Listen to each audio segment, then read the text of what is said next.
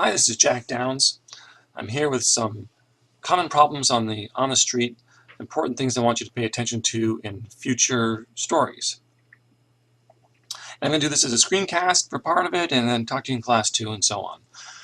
So, first thing is attribution problems. Lots of attribution problems. Let's see the title slide.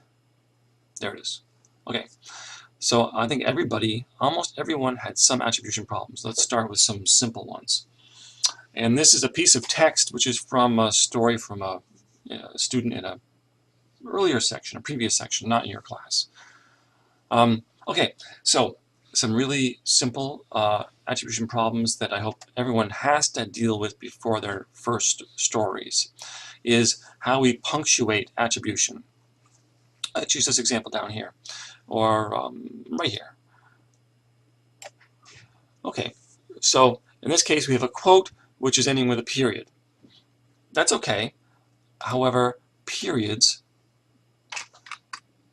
always go inside quotation marks. That applies to quotes because someone said something, and quotes we use because it's a composition title.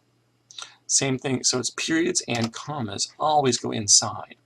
And there either has to be a period or a comma at the end of almost every quote. If it's the end of the sentence, it's a period. If attribution follows, it's a comma. We like to have attribution following quotes. So, for instance, in this case down here, the comma goes inside. What about other punctuation marks? It is possible to have other punctuation at the end of quotes. A little unusual. If it's a question mark or an exclamation mark, first of all, don't use exclamation marks because I hate them. They're terrible. But if you do feel like you have to use one or it's a question, it depends on whether the exclamation or the question applies to the quoted material, then it goes inside the quote, or applies to the sentence as a whole, then it goes outside the quote. You may also sometime or other run into a semicolon or colon at the end of a quote. That's unusual, but it might happen. If it does, they're always outside the quotation marks. So periods, commas inside, semicolons, colons outside, exclamation marks, question marks. It depends on whether it pertains to the quoted material or not. So in this example, right here, we don't have any punctuation there. We have to have something, and it would be a comma because the quote continues, or the attribution follows, in other words. Okay, let's go down and look at the bottom quote here, all right? I would love to own my doggy daycare and play with dogs all day, Jenna stated. A couple of problems here. First of all, who is Jenna? Well, of course she's mentioned up here, but Jenna is her first name. On second reference, we always use last name only. So it should be Lieberman. And stated? Well, some of you have tried to probably become bored with the word said and perhaps tried to spruce up your writing with some other verbs of attribution, like added, and then make some dangerous ones, like maybe claim. Said is extremely safe. 99% of the time, stick with said. Stated is commonly used, but is almost always wrong. Stated, if you think of a podium, think of the State of the Union. It has to be like a formal address. And talking about your doggy daycare is probably not a formal address. So it should be said. And in this case, though, we could say, since we've already said who she is and she's talking, we've already had one quote from her, we imagine. We could just do she, right? That would be okay. And I wanted to mention to you, some people are doing this. Capital S for she. Of course we had a capital when it was her last name, but we don't have a capital when it says she or he. She said.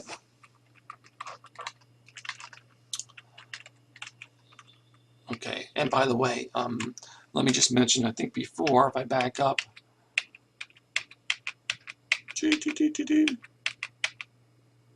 Lieberman said, some people are doing this. Said Lieberman. No. It wouldn't be said Lieberman, it'd be Lieberman said, or she said, right? It's he said order, or she said order, whatever you want to say. So it's not said Lieberman, it's Lieberman said, or it's she said. Or in this case, you could also argue that you don't even need attribution. When it's obvious who's talking, then they've already spoken once, and the quote follows right along, you can get by without attribution. And if you want to give the quote even a little more emphasis, you can even put it in its own sentence. Okay, continuing along, sort of from the bottom of this area, in issues that are sort of on the simpler side.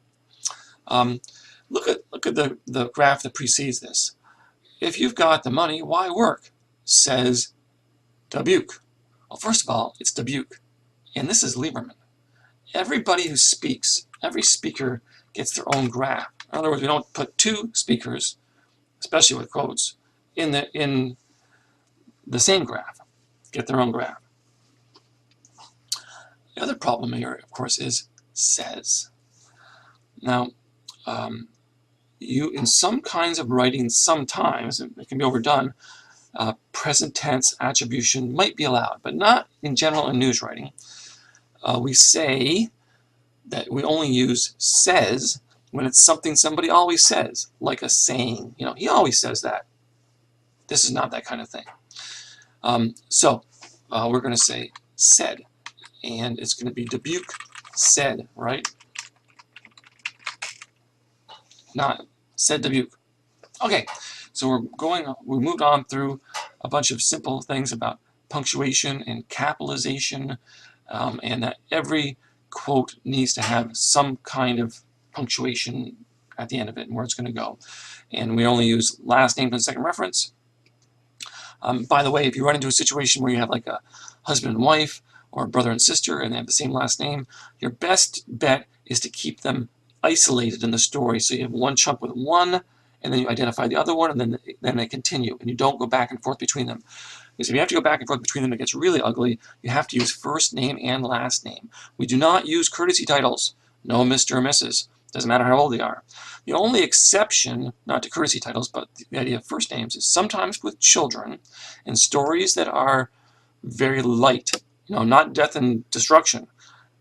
Happy light stories. When there's young children, we will sometimes just use first names for them. That's a little unusual. We want to make sure that it's not a story that's serious in any way. Okay, let's continue along with attribution problems, and let's go up to the start. So we've got a lead, which is okay, I guess, regardless of whether they're employed. North Country workers fantasize about dream jobs. Then we say, according to Dorothy Clark, who is unemployed due to a disability, said. Well, first of all, I know I don't have according to and said in the same sentence. And according to usually applies to paraphrase material, not actual words that someone's saying. So we're going to get rid of that. Dorothy Clark. So according to is okay, but don't put according to and said together. Dorothy Clark, and that looks like an unusual spelling, but we're going to assume that you, the writer, checked the spelling, and that really is how she does it.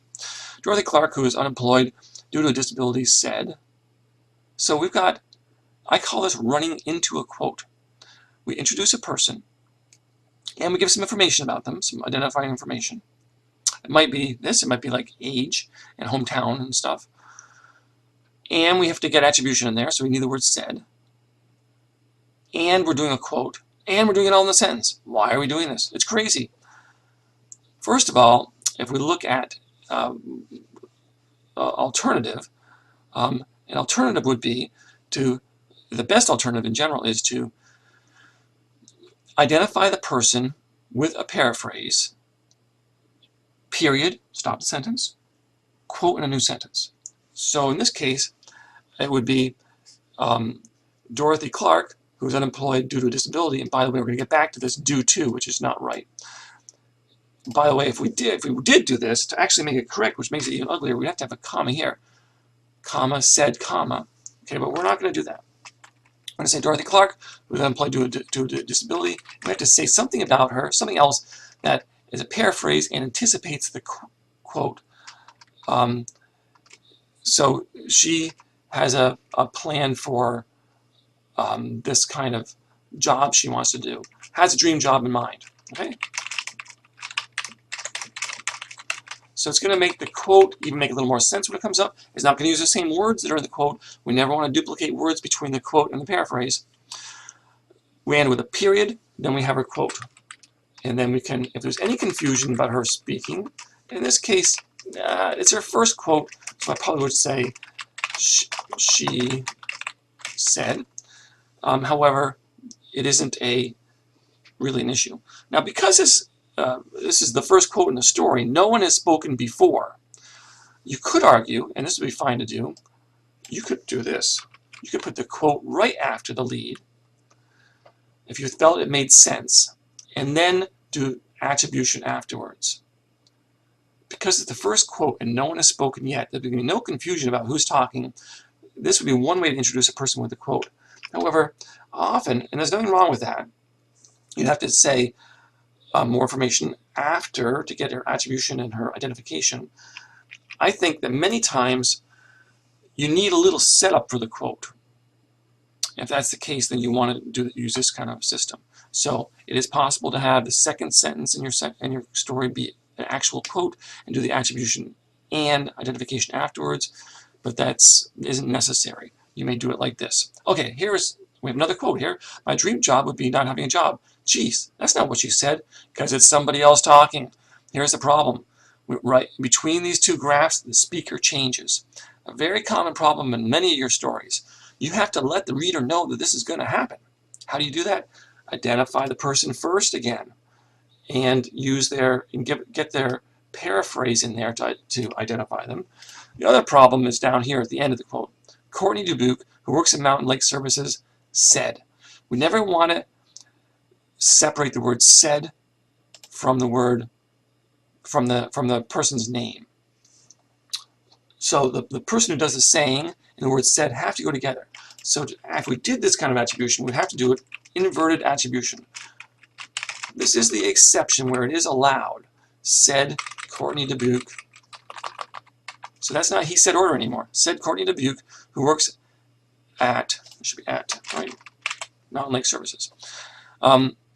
However, a better method would be to take this, because we have to let people know that there's a new speaker coming, right? Courtney Dubuque, who works at Mountain Lake Services, what? Would rather not work. Period. My dream job would not be having a job.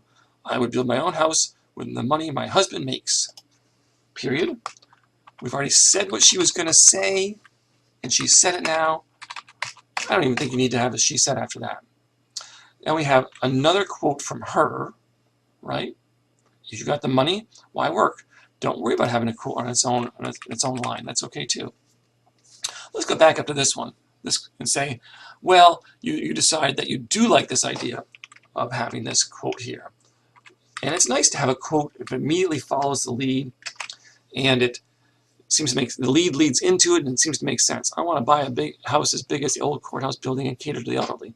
And in this case, maybe it doesn't make as much sense from the lead, but we'll say that it does. What are you going to do for attribution? Well, this is the problem we run into, right? We'd like to say Dorothy Clark, who is unemployed due to disability, and then we have to say said. Now that would be separating said from Dorothy Clark. That would be the problem, right? There isn't a problem because identifying the quote, because this is right at the very beginning. No one else has spoken. So remember, this would be an inverted attribution situation, not he said anymore. Allowable in this case. And probably the only place I like to do this is when we have a quote right up at the top, and it's the first quote. Said Dorothy Clark, who is unemployed due to a disability. Okay, this broadcast is going to be ending. I'm going to get to do 2 and some other things in just a few minutes. Okay, let's continue with a few more things that have to do with quotes, and then a couple other details too. If we look back at this file again, you're going to see, let's mention this. Smooth Moves employee and Plattsburgh State student, Jenna Lieberman. So, Plattsburgh State. What do people call this college? They call it all kinds of different things. And I marked on some of your papers that our style for this class is SUNY Plattsburgh. Now, I didn't take points off if you got that wrong because I hadn't told you yet. Now, the idea of having a single style, an agreed upon style for something of which there's a confusion of names, is a very realistic situation in newsrooms everywhere. We have, in addition to the AP style book, most publications have their own style book, and they agree upon names for local places and institutions and how they're going to refer to them. It's also not that unusual that we say it's SUNY Plattsburgh and no abbreviation is allowed. And for this class, that's the case. So you always have to deal with the word SUNY Plattsburgh when you mention the college, and you are not allowed to abbreviate them with PSU or anything else. However, you can refer to it in a different way on second reference. If it's obvious, you can just say the college, or you can even just say Plattsburgh if it's obvious you're saying how long they went to Plattsburgh. So SUNY Plattsburgh, you're stuck with it. You can get around it by finding other ways to deal with the name. Some people would try to do something like this. Say, well, we've got a big institution. Let's just put PSU, or for instance, some other organization. Let's just put it in parentheses after, and then we can just use that, right? That's not how it works in news writing. You should never use parentheses for abbreviations or acronyms. You have a few abbreviations and acronyms that are allowed, and they're in the style book. Otherwise, you don't use them. You write it out, and then you find a different way to refer to the committee or organization or agency or whatever on second reference, so to avoid having to repeat the entire title each time. But no abbreviations or acronyms. We don't want our stories turning into alphabet soup, so we only use agreed upon ones. SUNY is one that we will agree that we can use. Talking of Jenna Lieberman, she's an employee. Is employee a title? First of all, we only capitalize true titles when they appear directly before a name, like President, President Barack Obama. The word President is capitalized. Only when we write it like that, President Barack Obama. If we write Barack Obama, who's been president since, then the title comes after the name, we no longer capitalize it. But anyway, job descriptions are not titles anyway, so it's lowercase e for employee. Still speaking about quotes, what if you have a quote that you really like, but in the middle of it, they say some boring stuff that you don't want to include? Well, that's the place for ellipses, and the only reason we use ellipses. If someone if we cut off the end of a quote, we always decide where quotes end.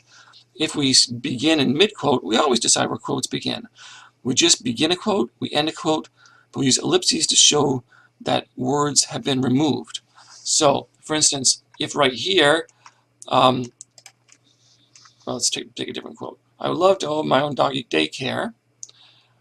And now in here she said a whole bunch of other boring stuff about, but it was, too expensive, and I couldn't get a license, and I don't know what she says. But you decide it's not part of the story, not interesting. That's where an ellipses goes. An ellipses is treated like a word.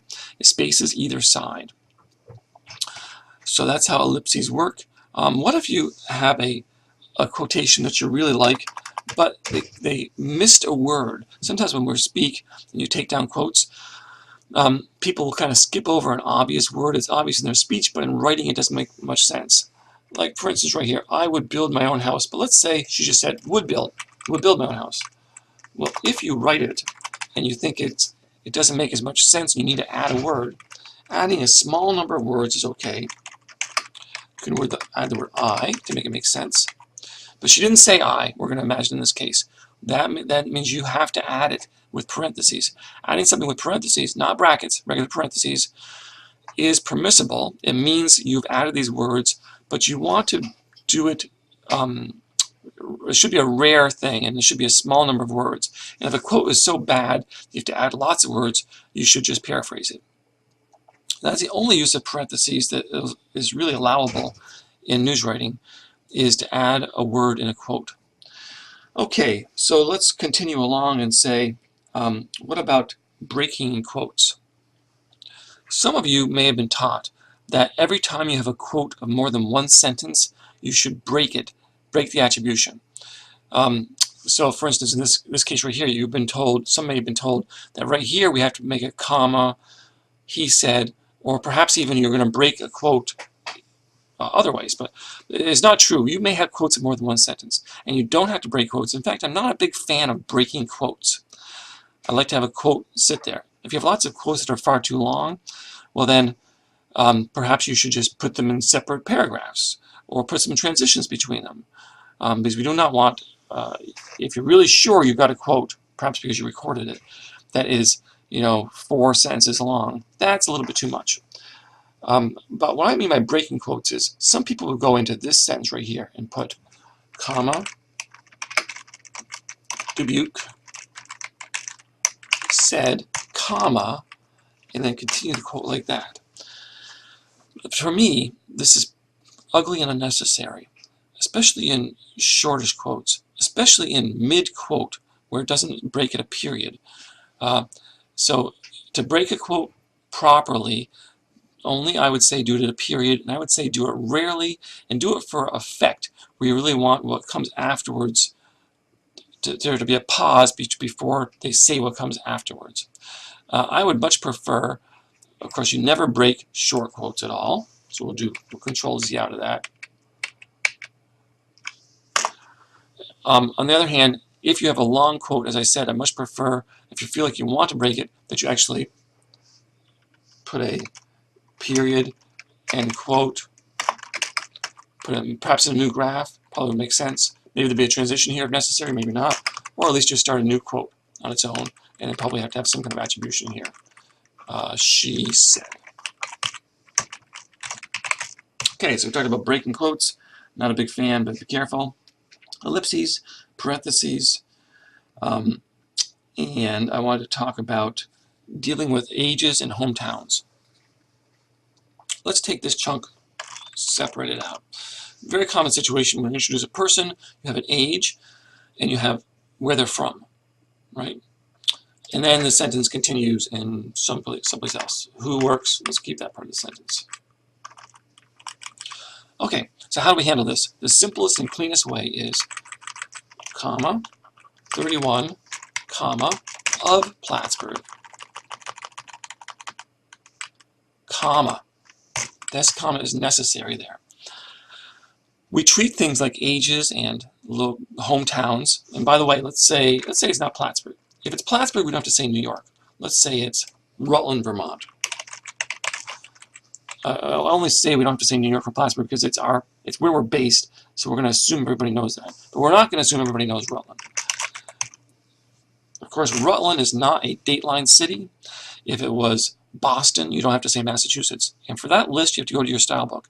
You're going to have to learn what the dateline cities are, which ones need states and which don't. How do you abbreviate Vermont? Go to your style book.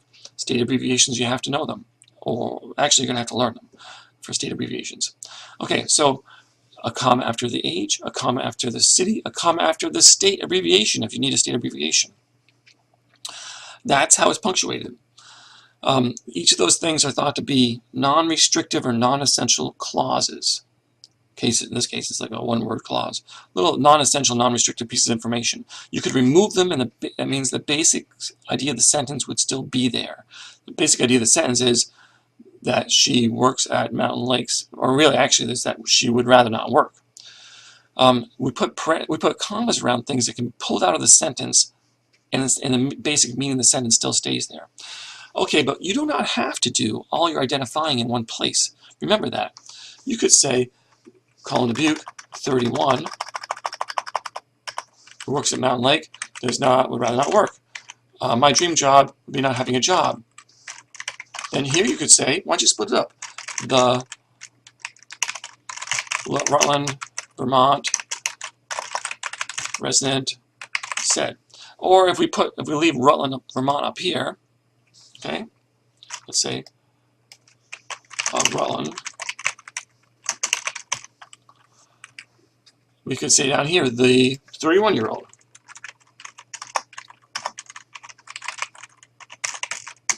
said. And you see, this is different. This isn't just 31. This is the 31-year-old. And because it is being used as a modifier, a compound noun or a modifier, we use hyphens in the age. 31-year-old resident said. So don't feel like you have to do your identifying all in one place.